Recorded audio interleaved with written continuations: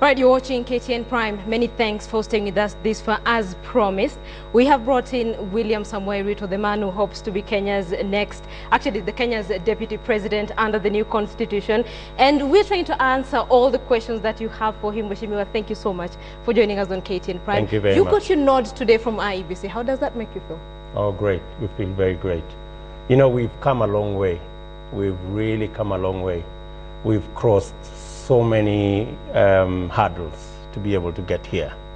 There are many people who believe we would not run. There are those who erected issues along our way, but God is great. One of the issues raised along the way, put along the way, as you say, it is a petition that is right now in court, and of course it will be heard on Wednesday. Yeah. Does that worry you? It does not worry us one bit, because we have read the Constitution back and forth. We have solid legal advice, and the constitutional right to run is a right that you cannot deprive any Kenyan in any democracy unless this country changes. And so our candidature is based solidly on what the Constitution says about our ability to run. And that is very clear to us. Great. The Constitution makes it very clear that it is your right to run. But the same Constitution has bars, has standards that every single leader must meet. In the event, Mr. Ruto, that the courts decide you will not pass the integrity test, what then? What next for you? We have confidence in our courts that they will make the right decision. Section 73 of the Constitution, plain reading, that is the famous chapter 6, clearly stipulates that issues of people who have integrity issues should either be subjected to the test or to a free and fair democratic election. We're not asking to be given these seats. We are prepared to face the people in the ballot. And that is in the Constitution. And the qualifications and disqualifications of one to be able to run for president, and indeed any other office, are provided for in the Constitution. They are in simple English or in Kiswahili. You don't even need a lawyer to read. It clearly says, even if a man or a woman for that matter, and let's use me as an example, has a matter in court, it has to be a matter that has been exhausted. It has to be a matter that has been determined, and there is no even room for appeal.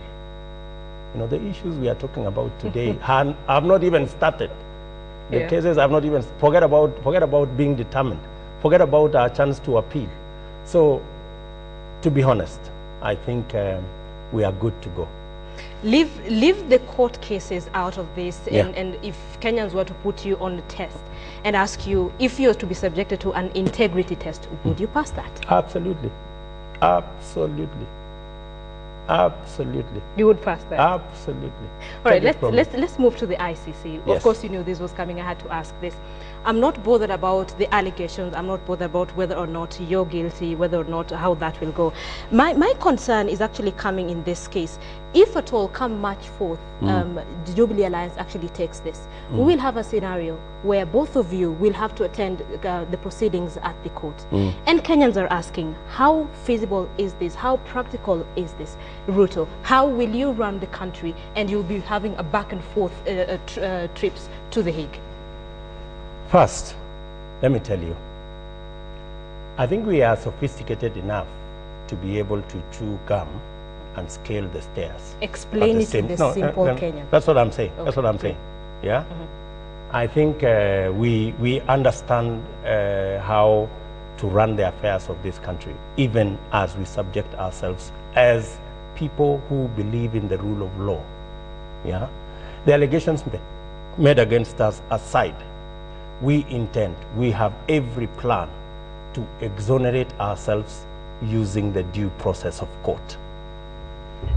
Now, come 4th of March and Uhuru Kenyatta is elected president and William Ruto deputy president, I am sure the International Criminal Court is run by people. And I am also sure that it's run by reasonable people, right? If the people of Kenya elect two gentlemen who are alleged to have committed crimes, serious crimes, against its citizens, and actually participated in killing their own citizens, if the people of Kenya elect us on the 4th, I am sure a reasonable person will want to ask themselves, what is going on? Really? How can the people of Kenya, 6-7 million of them, elect two fellows who are facing serious charges of crimes against humanity? I mean, any reasonable person will ask themselves, and they will begin to internalize that maybe there is something absolutely wrong with the cases. So you, in a way, you think that will exonerate no, you? I mean, I'm not saying it will exonerate us. We are very clear in our minds that the vote by the people of Kenya will not take away our responsibility to go and defend ourselves. But it will inform the court that the people of Kenya are aware of what are aware about what is going on. Secondly, the people of Kenya having engaged in a democratic process, because at the heart of every nation, at the heart of every democratic state is the right to choose. If the people of Kenya choose Uhuru Kenyatta and myself to run the business of the people of Kenya, I'm sure the court in The Hague will find a timetable that will allow us to attend court and at the same time to attend to the business of the people of Kenya. Kenya is a signatory to the Hague Statute, and therefore they have an obligation to make sure that Kenya is moving. And therefore, to the best of my knowledge, on the 5th of March, we will sit down with the Hague people running the business in The Hague and tell them, hey, you see, we have a court, we have a matter in court, we have every intention to attend and to make sure that we take ourselves through the process, but we also have a country to run. And therefore, we're going to create a timetable that will give us time to run the business of Kenya, and I want to promise you, we intend to do a very good job of it. Are you, in a way, Mr. Ruto, suggesting that once, if at all, you are elected and Uhuru Kenyatta is elected as well, you would actually go to the ICC and tell them, look, we have a country to run. We cannot do this with all these cases back and forth. Can we defer this? Is that a possibility? There will be a discussion. There will be a discussion on whether to proceed with the cases, and we have no problem with that. You know, we will attend court, as long as we create a timetable that allows us to attend court and at the same time to run the business of this country. And if the court, and I am confident that the court is actually run by reasonable people, they will want to appreciate that 6-7 million people in Kenya, I mean, have a right to leadership they have chosen. Really, I mean, and if all this is about democracy, I mean, I think they will listen to the voice of millions of Kenyans who will have said, yes, Uhuru Kenyatta and William Ruto have cases, but we believe that they are the right people in the Jubilee year to run a Jubilee government. So in essence, deferment is an option? I cannot tell you that here, but there will be a discussion. All right, so we have less than 30 days to go to the general election.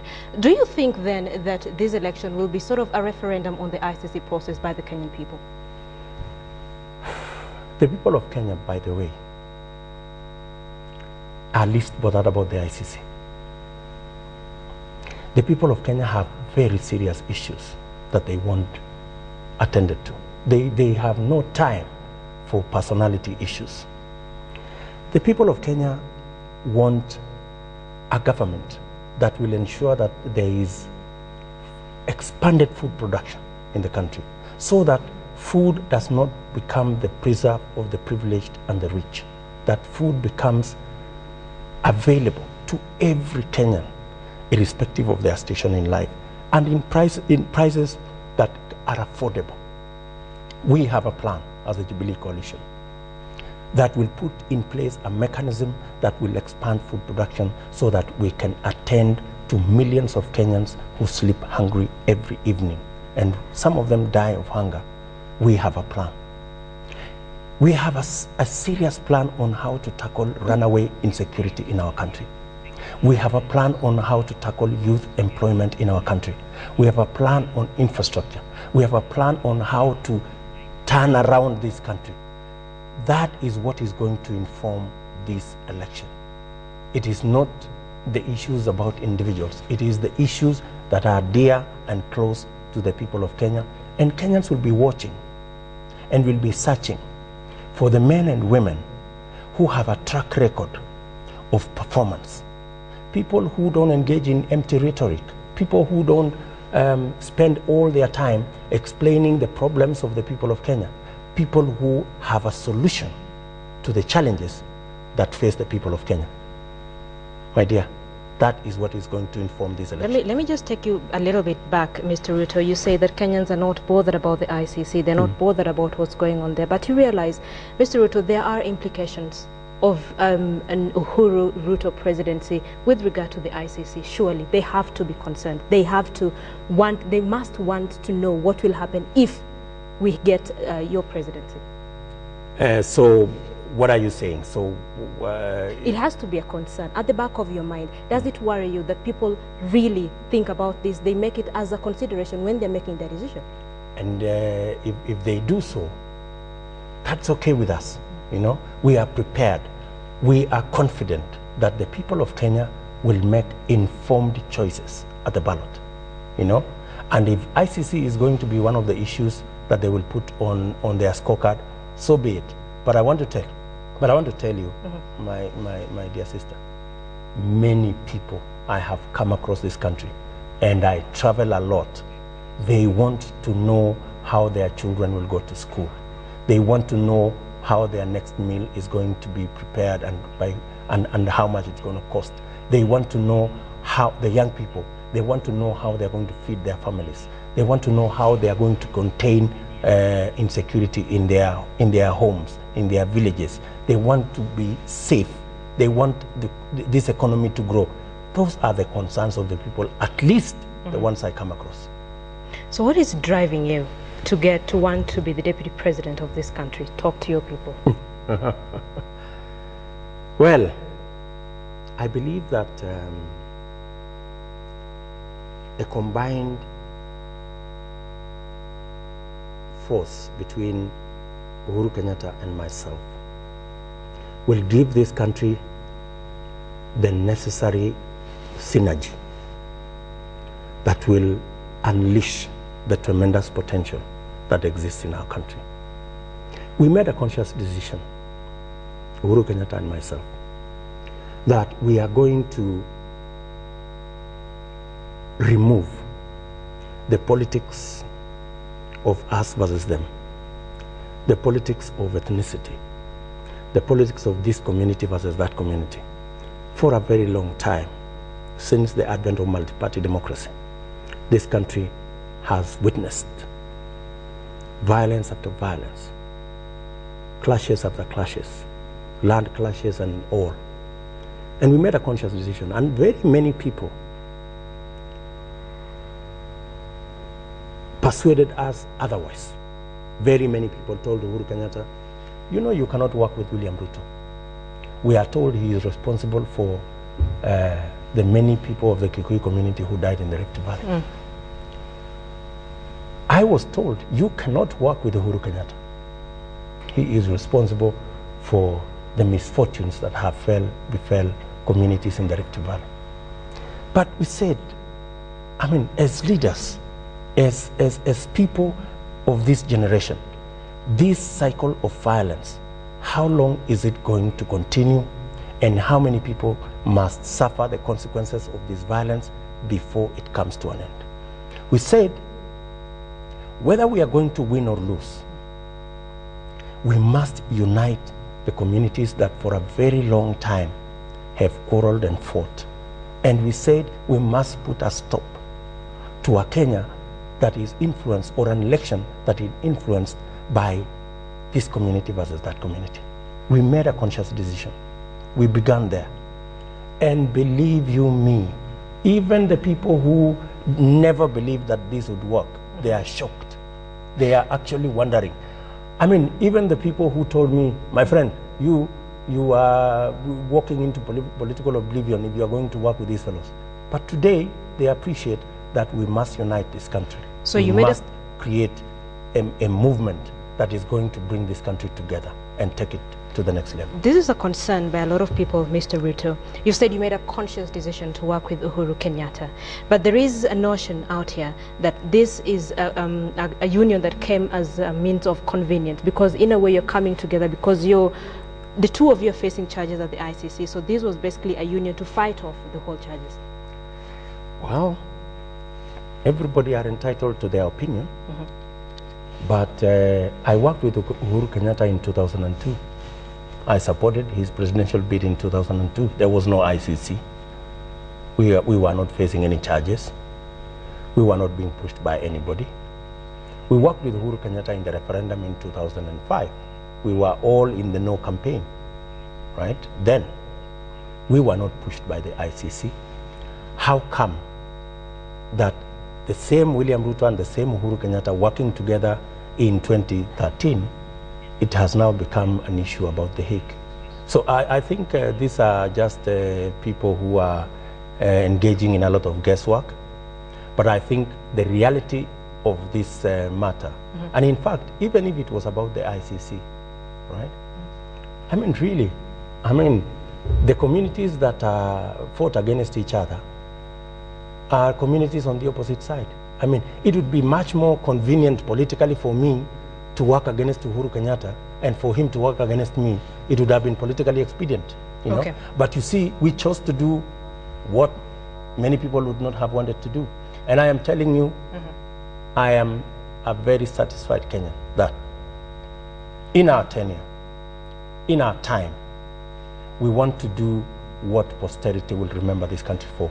Harmonize communities, bring people together, create a government that serves people beyond tribe, beyond community, beyond race, beyond color, beyond religion. Great. Okay, we're running out of time. We need to make this a little bit fast-paced. And I'm looking at some of the promises that you have been making, even as we head towards the general election, hoping that Kenyans will vote you in. You've talked about land, Mr. Ruto. How do you intend to sort the issue of land inequalities in the country? Well, first, I was really surprised today. I saw some of our competitors, they've been consistently talking about, oh, you know, so-and-so has so much land. We are going, why don't we take a bit of it from him so that we give it to these others here. How will you solve? I mean, that's really simplistic, you know, and that is really backward, let me tell you. 12% of land in Kenya today is in private hands, only 12%, right? Another 25% is in the hands of government. A whole 60-something% is land that is community land, that is trust land, that today is not adjudicated, has no title. If anybody wants to engage in the business of land, we should look at the broad spectrum of land, you know? Fine, but how will you sort it out? When you, the first thing to do is to make sure that land is a factor for production. From a Jubilee standpoint, great, yes, Vision 2030 and the Jubilee Manifesto, we have 2.5 million acres of uncultivated land, right? That is where we want to go first. 2.5 million acres, mechanize it. Make sure you use it to produce food in tons. We have a plan to import between 7,000 and 10,000 tractors into this country to be able to expand food production, because the quarrel about land is a quarrel informed by poverty, is a quarrel informed by not having food.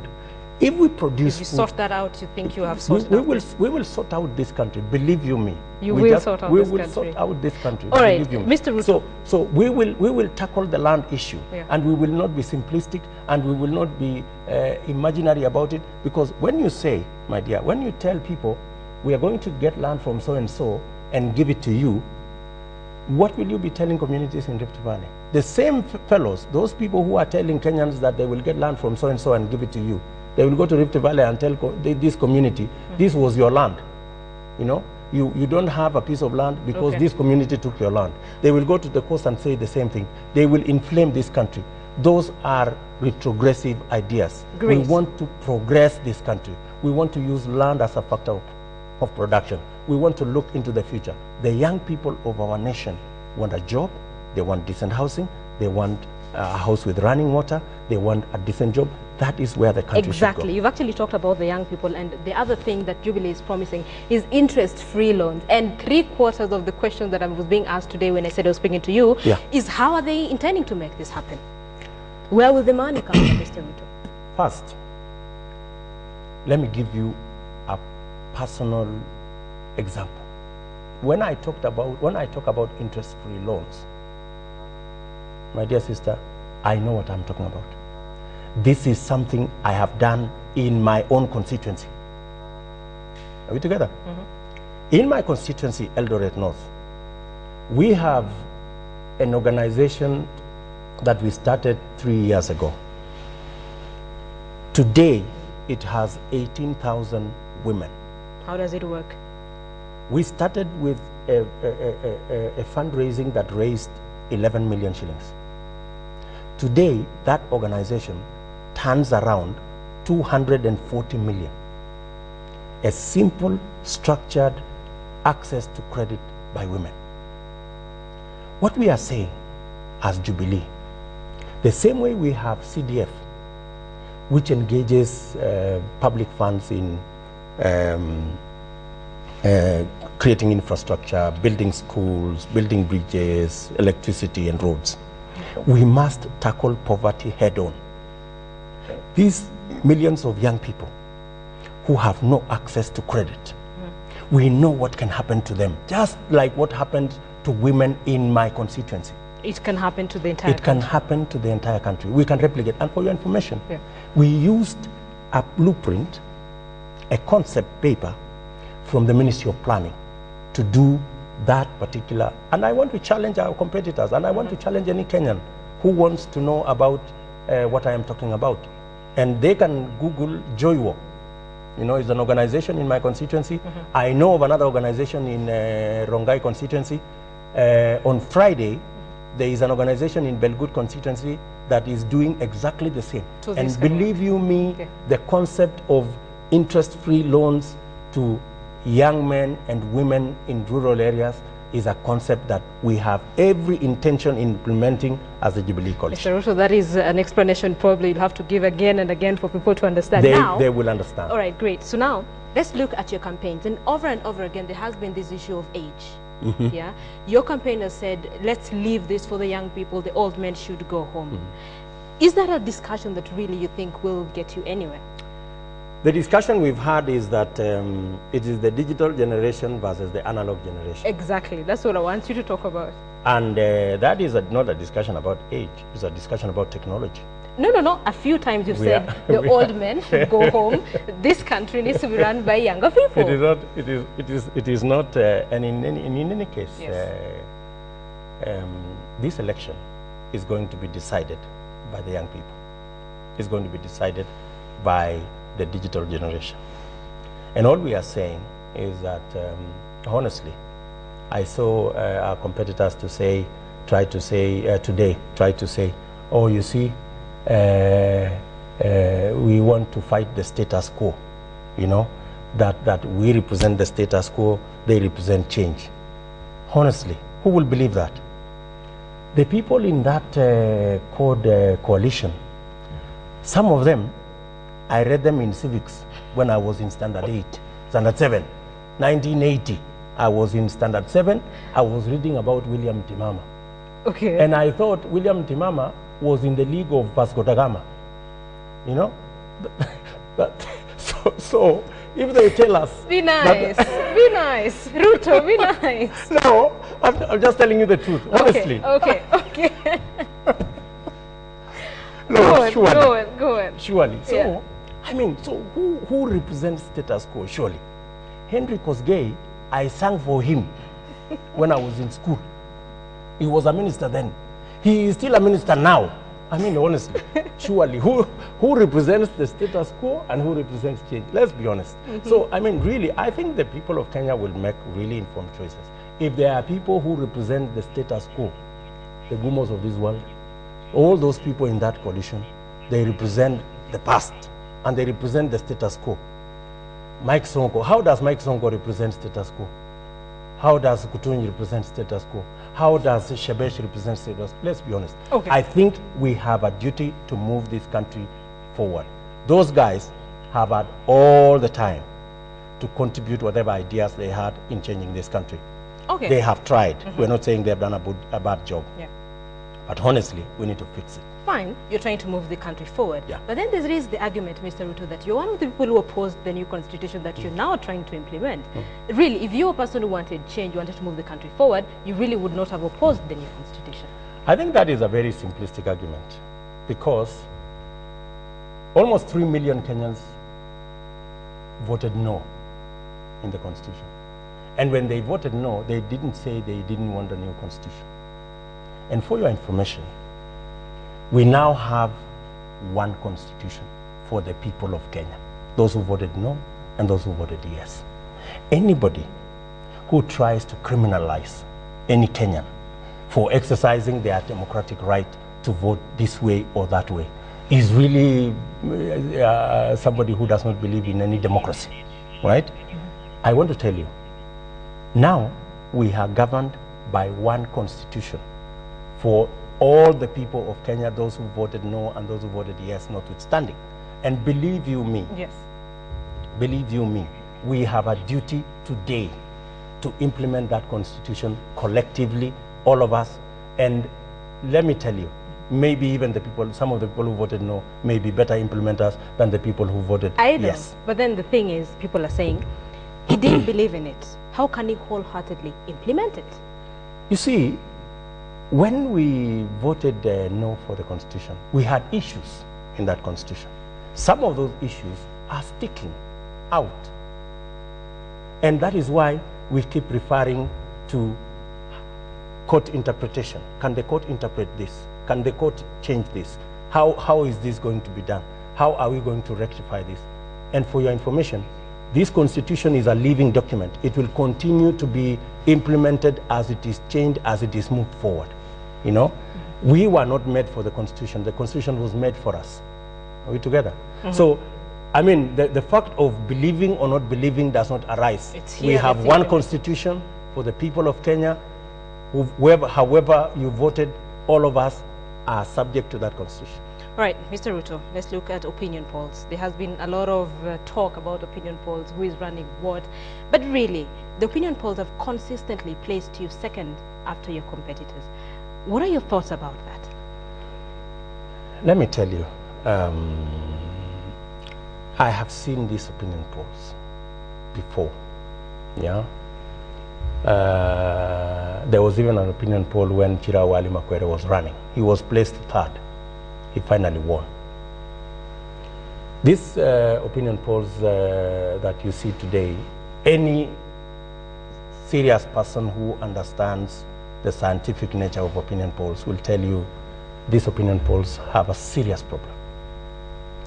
I saw a discussion the other day and somebody was explaining that, for example, in Bungoma, it was listed there, people from only 2 constituencies were interviewed. And it was said clearly that if you interview people in Bungoma County from 2 constituencies, and you extrapolate that to mean that that is the feeling of the people in the whole constituency, he was very clear. He said, you cannot take the people of Sirisia to extrapolate and think that that is the way people in Mount Elgon think. A true representation of the entire. It cannot be a true representation of the entire stratum of that of that region. So these opinion polls have their own challenge, or their own challenges. But let's not make a big fuss out of it, because believe you me, on the 4th, the people of Kenya will go to the polls. All I want to ask is that when the people of Kenya decide, all of us, irrespective of where the opinion polls put us, must be prepared to accept the outcome of that vote. Because, you know, some people could use the opinion polls to say the elections were rigged. Would you be prepared to concede defeat? We would be prepared if we are, if the people of Kenya at the ballot decide that our competitors are better than us. We have done that before. Let me tell you, when Uhuru Kenyatta lost in 2002, it was me and Joe Nyaga, I think, who went to Serena to say we concede defeat. When we were in the referendum, when the results were declared, many people did not expect us to go there. In fact, many clergymen told me that we cannot concede defeat. Many clergymen. But, and I'm saying this knowing very well that they are listening. But I stepped forward and said, we must move the country forward. So I know, but we believe in democracy, yes, and we believe that where there is a winner, there will be one who will not have won. Ruto, you realize I'm asking you in the backdrop of what happened in 2007. That's why I'm asking if you will concede defeat, because there's a lot of apprehension a month to the general election. Will Jubilee concede defeat? Absolutely. If the people of Kenya decide at the ballot that our competitors are better than us, we will concede defeat. I hope the same applies to our especially our core competitors, that they will concede defeat and that they will not use these opinion polls to bring about Why issues. Especially CORD? Yeah, because they are the ones who are sponsoring these opinion polls and cooking them around. They are peddling them all over the place. William Samoei Ruto, many thanks for speaking to KTN Prime. We have been speaking to William Samoei Ruto, the man who hopes to become Kenya's deputy president after March 4th general election. Let's see how that goes. He has given you his opinion on what's going on. The questions, maybe he has answered quite a lot of questions that a lot of you had asked, and we thank him for coming in. You're watching KTN Prime. Thank you so much for staying with us. We are taking a short break, but business news is up next. Stay with us.